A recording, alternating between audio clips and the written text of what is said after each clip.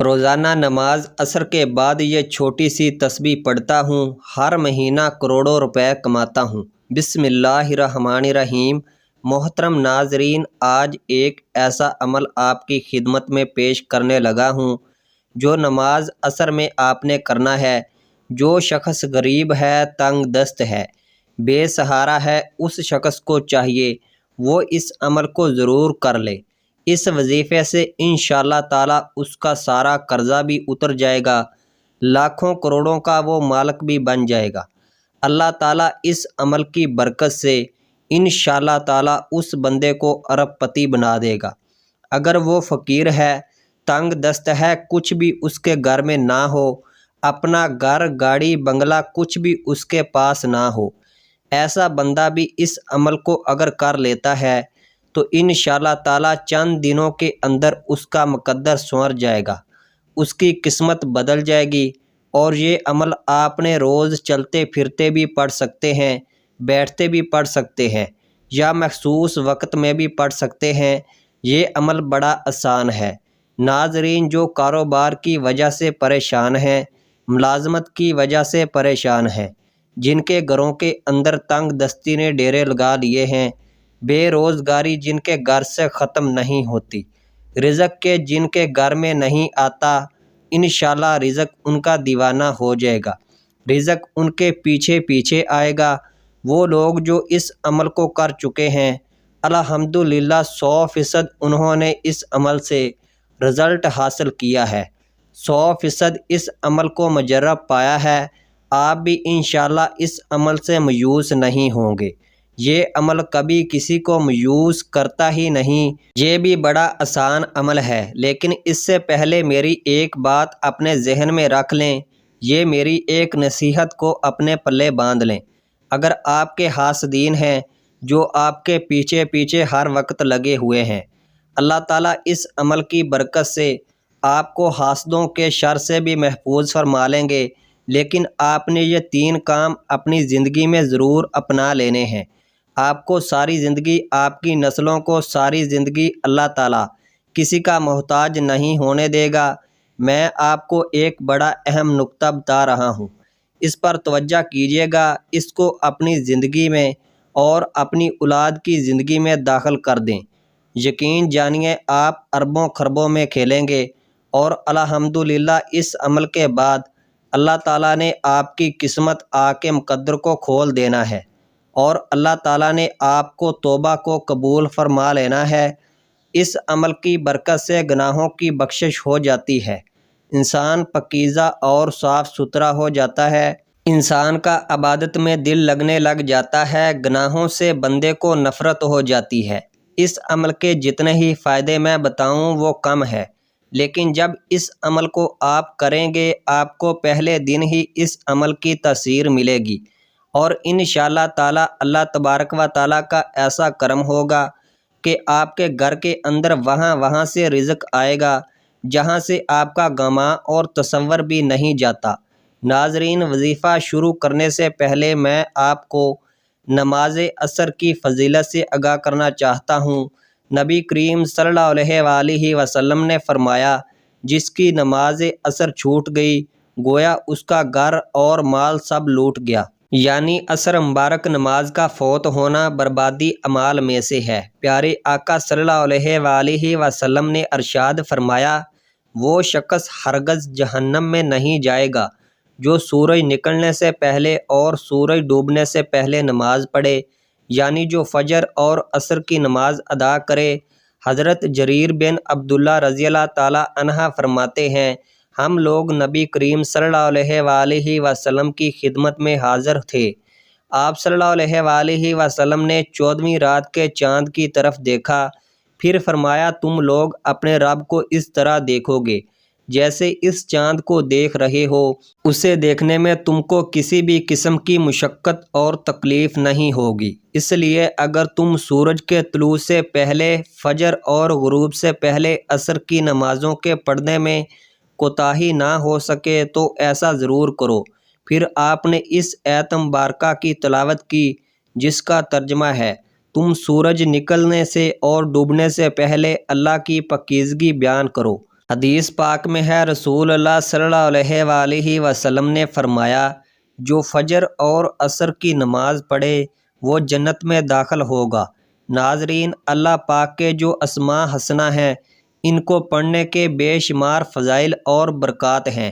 اسماء جو حسنہ ہیں ان کی تعداد 99 ہے، اور ان کی ترجیح میں ایک حدیث پاک حضور نبی پاک صلی اللہ علیہ وآلہ وسلم کا فرمان ہے کہ اگر کوئی شخص اللہ تعالیٰ کے 99 جو نام ہیں ان کو یاد کر لیتا ہے، یا ان کو پڑھ کر اللہ سے دعا مانگتا ہے، یا ان کے معنی یاد کر لیتا ہے، ان پر عمل کرتا ہے، وہ تو جنت میں جائے گا۔ اللہ پاک کے جو سارے نام ہیں وہ بے شمار فضائل برکات کے حامل ہیں، اور ان کو پڑھ کر اللہ پاک سے اپنی مشکلات کے حل کے لیے دعائیں کریں۔ انشاءاللہ آپ کی جو مشکلات ہیں وہ فوراً حل ہو جائیں گی۔ وقت کی نزاکت کو مد نظر رکھتے ہوئے وظیفے کی طرف چلتے ہیں۔ یہ وظیفہ آپ نے نماز عصر میں کرنا ہے۔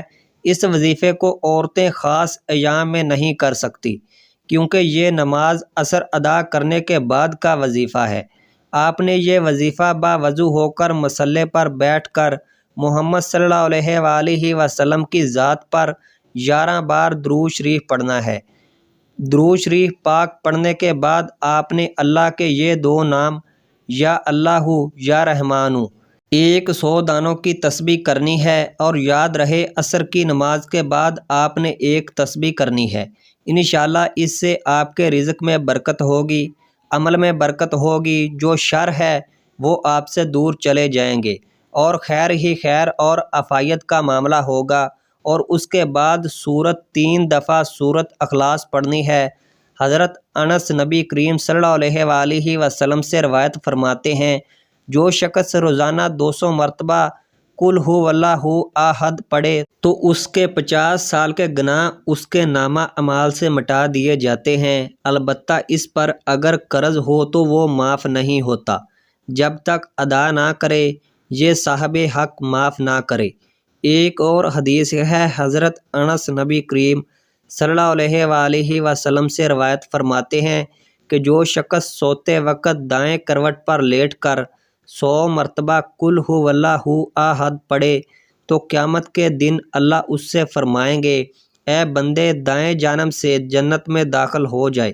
یعنی آپ اس سے اندازہ لگا سکتے ہیں کہ چھوٹا سا کام ہے، چھوٹا سا عمل ہے، اور اس کی فضیلت و واجر بہت زیادہ ہے۔ ایک آدمی کو سورت اخلاص سے بہت محبت تھی، اور اس محبت کی وجہ سے اس سورت کو ہر نماز کی قرات کے اختتام پر پڑھتے تھے۔ اللہ تعالیٰ نے اس کی اس سورت سے محبت کی وجہ سے اسے جنت میں داخل کر دیا۔ ایک اور حدیث میں آیا ہے کہ رسول اللہ صلی اللہ علیہ وآلہ وسلم نے اس صحابی کے متعلق جو امام تھے اور ہر نماز میں قل هو اللہ احد پڑھتا کرتے تھے، اور جب ان سے اس کا سبب دریافت کیا گیا تو کہا، مجھے اس سورت سے بے حد محبت ہے۔ فرمایا، اس شخص کو خبر دے دو کہ بے شک اللہ تعالیٰ بھی عزت سے محبت کرتے ہیں۔ اس کے علاوہ سورت اخلاص کے بہت سارے فوائد ہیں۔ ایک، اللہ رب العزت 300 غضب کے دروازے بند کر دے گا، مثلا دشمنی، قرضہ، فتنہ وغیرہ۔ نمبر 2، 200 دروازے رحمت کے کھول دے گا۔ نمبر 3، 30 دروازے رزق کے کھول دے گا، اللہ غیب سے رزق دے گا۔ نمبر 4، اللہ پاک اپنے علم سے علم دے گا۔ نمبر 5، 36 مرتبہ قرآن کا ثواب ملے گا۔ نمبر 6، 50 سال کے گناہ معاف ہوں گے۔ نمبر 7، اللہ پاک جنت میں 20 بنگلے دے گا۔ یہ وظیفہ جو ہے اس کو خاص عصر کے بعد تاکید کی گئی ہے، اور اس کے لیے عصر کی نماز پڑھنا ہے ضروری ہے۔ یعنی آپ نماز پڑھیے، بغیر یہ وظیفہ کریں گے تو یہ وظیفہ کرامت نہیں ہوگا۔ عصر کی ایک خاص فضیلت ہے۔ حضرت فضالہ رضی اللہ تعالی عنہا سے روایت ہے کہ رسول اللہ صلی اللہ علیہ وآلہ وسلم نے مجھے فاتحہ سکھائی۔ ان میں سے ایک بات یہ بھی تھی کہ 5 نماز پر محافظ کرو سورج نکلنے سے پہلے۔ میں نے کہا، یہ ایسے اوقات ہیں جن میں مجھے بہت زیادہ کام ہوتے ہیں، آپ مجھے ایسا جامع کام کرنے کا حکم دیجیے کہ میں جب اس کو کروں تو مجھے کافی ہو جائے۔ آپ صلی اللہ علیہ وآلہ وسلم نے فرمایا کہ عصر بن محافظ کرو۔ عصرین کا لفظ ہماری زبان میں مروج نہ تھا، اس لیے میں نے پوچھا کہ حضور عصرین کیا ہے؟ آپ صلی اللہ علیہ وآلہ وسلم نے فرمایا، 2 نماز، ایک سورج نکلنے سے پہلے اور ایک سورج ڈوبنے سے پہلے۔ اس حدیث سے معلوم ہوا کہ فجر کی نماز اور عصر کی نماز بہت ساری چیزوں سے کافی ہو جائے گی، لیکن اس کا ہرگز مطلب یہ نہیں کہ بقایا 3 نمازیں ظہر، مغرب اور عشاء نہیں پڑھنی ہے، بلکہ وہ بھی پڑھنی ہے۔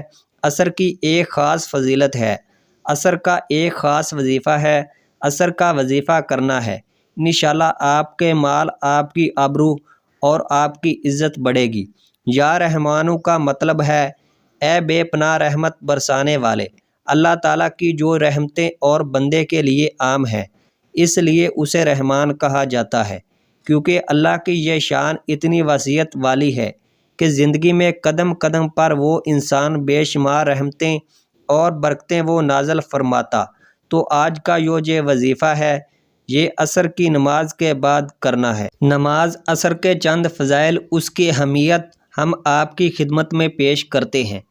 فرمان مصطفیٰ صلی اللہ علیہ وآلہ وسلم ہے کہ تم میں سے کسی کے اہل و اعمال میں کمی کر دی جائے تو یہ اس کے لیے بہتر ہے کہ اس کی نماز عصر جو ہے وہ فوت ہو جائے۔ اس کے علاوہ جس کی نماز عصر جاتی رہی، کیا اتنا بڑا نقصان ہوگا کہ گویا اس کا خاندان اور مال سب تباہ ہو گیا۔ حضرت موسیٰ اشعری سے روایت ہے کہ نبی پاک صلی اللہ علیہ وآلہ وسلم نے فرمایا کہ جس نے ٹھنڈے وقت کی 2 نمازیں پڑھیں، فجر اور عصر، تو وہ جنت میں جائے گا۔ اس کے علاوہ ایک اور حضرت موسیٰ اشعری سے روایت ہے کہ آپ نے فرمایا کہ حضور نبی پاک صلی اللہ علیہ وآلہ وسلم کا فرمان ہے کہ عصر کے بعد کا جو وقت ہے یہ قبولیت کا وقت ہوتا ہے۔ اس وقت میں اللہ پاک سے اگر کچھ بھی سچے دل سے مانگا جائے تو وہ فوراً مل جاتا ہے۔ اللہ پاک میرا سنانا اور آپ کا سننا اپنی بارگاہ الہی میں قبول اور منظور فرمائے۔